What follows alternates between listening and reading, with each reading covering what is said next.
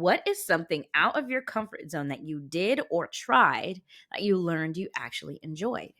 All right. So, Faith, I want you to Yeah. go first. So I needed you to see these notes because I had to do a pro con. What? Oh, I've been I You can't messed wait. up and gave me time to think.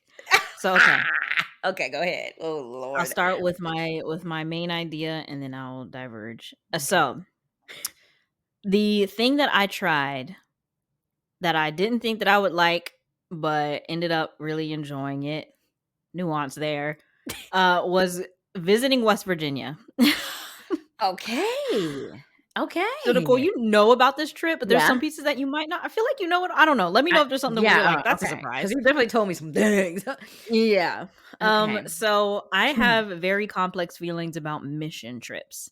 Hence why I don't Mm, go on them. That's a conversation for another day. I do, yeah. however, feel comfortable engaging in service trips, Mm, serving people and leaving with no mm, ulterior motive. mm. So, I had the opportunity to go with a community service group I've been working with locally to deep into Appalachia, which, for folks who don't have the context, stereotypically, Appalachia is a place that is full of usually poorer white folks with less education, less resources. Mhm. There's a particular accent that is often referred to there too. Truthfully, it is much more complex and diverse from that, but just knowing that information and me walking the world as a Black woman going into that environment would be helpful to know. Yeah. Um, so I was there for, I want to say 4 days, maybe 5 days, Wow. with an organization that focuses on providing people with shoes internationally and locally. And so I'll start with the pros of Okay. the service trip. So the pro was that, and I will die on this hill, West Virginia has to be one of the most beautiful states in the country. Wow. I've never experienced. It felt like driving through, you know that scene in Avatar when they go to Pandora and there's like floating mountains Yeah. and like waterfalls coming out of the mountains? That's what it looked like. It was Wow. the most beautiful. Once we got out of my hometown and closer to, this was like a 3-hour drive, right under 3 hours. The Oh, that's not bad at silence, all. it's so close. So close. Oh. The silence and the peace and the greenery and the fresh water Mm. dripping down the mountains. A lot of times people didn't have running water Ugh. in their homes. People were out with gallons on the side of the mountain getting their fresh water and just taking it home. Like crispy, fresh. The weather was beautiful. It was like a quiet, but not a creepy quiet. It wasn't a lot of wildlife either. It was just breeze and creeks. It's Mhm. very mountainous. And so the landscape is like there's a lot of gorges and what they call hollers, which is a space between two mountains where people live. There's houses speckled in Wow. those valleys and sometimes along the mountain. Wow. Um, it was the most beautiful. Like I didn't have any words. I was just looking out the window, like, what happened? I was just on like Highway 85, and now like I'm on Yeah. Pandora. Like, what happened? Wow. Um, it was also really interesting to be that close to that level of poverty. Mm. I think everyone should experience it just once because you can know about it, you can read about it, you can study it like I do, but being in it Mm. was insane. Um, Literally seeing people not have shoes, not Yeah. have running water, living off of Mm. government assistance if they can get it, and a Yeah. huge generational gap. So young people have left. It's like people 60 and up. Ah. Wow. And this city is Gary, West Virginia. There's a lot of work done. It's one of, if not the poorest city in the United States, a couple hours from where I live. Mm. So it was just a huge learning experience for me. The Mm. cons Oh Lord. were the logistics. So outside of like, I would say 3 to 4 people on the trip that were a little bit closer to my age and had a little bit more of a diverse, group of friends and just lifestyle that they lived. I felt very comfortable. They made sure I felt comfortable. I was so grateful for them. Yeah. Outside of that, the majority of the people on the trip were women like 70, white Southern Christian women 70 and up. Oh, fun.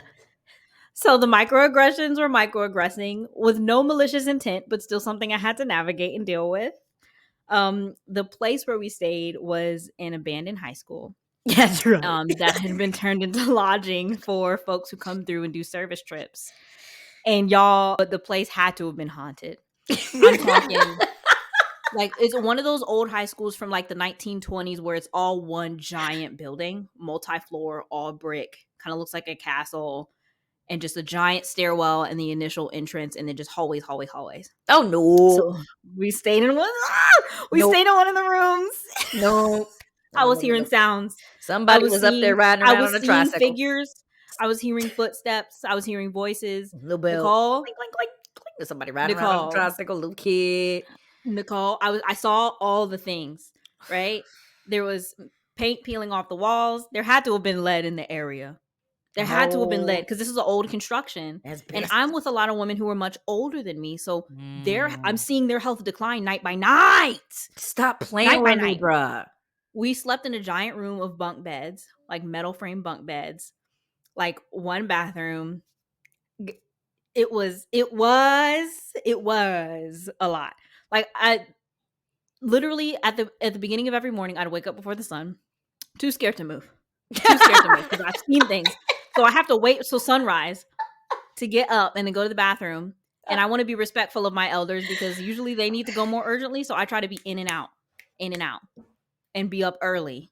And so then I'd get up, I'd go downstairs, and it was also very humid. Like you'll be walking through and it's AC, AC, AC, and then like boom, AC cuts out in the hallway in that part that you're in, and you can feel the air and you can just feel the mold. And then boom, you'd Oh, be back in the AC. Like there would no, be patches. So that's happening in my body. And then I I'm have to like choking. then eat.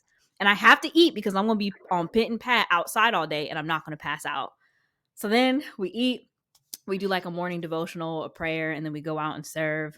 I will be so ready to go outside because I'd be like, I don't know how much more I can inhale, dog. Like You're like, I it have was the intense. spores in there in my body. You know what I'm talking about? Smell of like, yo, this is not Yeah, no, it. yeah.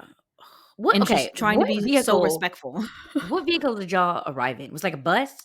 So one of the groups, the larger group, rode up in a van. I was in the. It was like a Honda CRV, like a pilot sitch, Oh, with okay. like two of the other group leaders and one of their partners. And so the commute up and down, I was so grateful that they were like, "Yeah, come in the car with us." I was like, I didn't want to ask, but I'm done. and then on the way back, same thing. I was like, "Yeah, why don't we just ride back the same way that we came, please?" And my ride with them was actually helpful because they gave me the space to decompress everything I was experiencing while I was there, which is really, Mm. really cool because they were watching me and seeing stuff happen. Like we did a cleanup at a gentleman's yard and he had like blackface lawn jockeys on his yard. And like I saw them and just kind of had to like just put it away for a second to just help this gentleman because his house was literally falling apart. Roof was inside the living room falling apart. So we built him a new roof, cleaned up his yard, like, and these lawn jockeys are there just like staring at me. What was his Um, demeanor like? Was he like he was chilling. He was like, okay. well, the crazy part is like that weird tension of like these old white people like aren't gonna want me here. Everybody was vibing. I knew that racism was there because even there was segregation. There was a black high school and there was a white high school. Like those structures are still there. Mm. But when interacting with the people, they literally didn't care. Like I didn't get that weird energy. I was fine. But I was like, you still Mm. have this stuff in your lawn because so it has permeated the society. But like, I Yeah. also sprained my ankle that day, so like I couldn't work for the second half of the day. And then the final con, because I need to shut up about this, but this trip was insane. So the lawn jockeys, I'm decompressing where I can, but still like dealing with all these microaggressions. I'm not comfortable. I'm not sleeping well. I'm not eating what I should. The last day comes and we don't have any service projects. And so they're like, let's take a tour to the mines because this city was a huge mining town. And Got then you. when things shifted in the economy, just people left and drove. And this was an international mining town. Many presidents had stayed in this town. So there was like this tour guide and he was like, had long hair and like, I know the bottom of his feet had to be dirty. He was one of those guys. And so he was like, I'll take you on a tour. Let's go to one of the mines where you can actually crawl inside. It's one of the few that's still open. And so he was like starting the tour. He called a guy and the guy told him like, hey, the main entrance is closed. Like you can't walk up the main trail. He was like, it's okay. I know a scenic route. Okay. And I was like, you know what? I'm injured. So I'm gonna be in the pilot. I'm gonna be in the Honda. Text me if you need anything. Have fun. Girl, why did two Jesus. people get hurt? No. Oh These are my elders. no. You were not gonna drag my elders through the woods like this. You were not. I know scenic ground. I know, like, no, it's like in West Virginians don't play about their property. They were cutting through people's yards, Oh, no, no, like no, no, people's no, no, no. property. No, no, no, no, Right. no, no, I'm no. gonna stay in a pot. I'm gonna be in the car. I'm gonna be in the car icing my ankle because I've had enough. I can't. I can't. So as much as I learned, I Mm, also learned about myself and how mhm. I operate in my greatness and where I just need to kind of pull back and be like, actually, no, I'm not going to participate in that. But I'm Yep. so glad that I tried and went because now I know. Yeah. And I learned a So lot about my elders. I had some wow. really healthy conversations. But yeah. So West Wow. Virginia was the thing that I didn't think that I would enjoy, but I went and I'm glad I did. Wild. I don't think it'll see me again for a little while though. Do you remember any of the microaggressions that you're talking about? Oh yeah, just asking about my hair.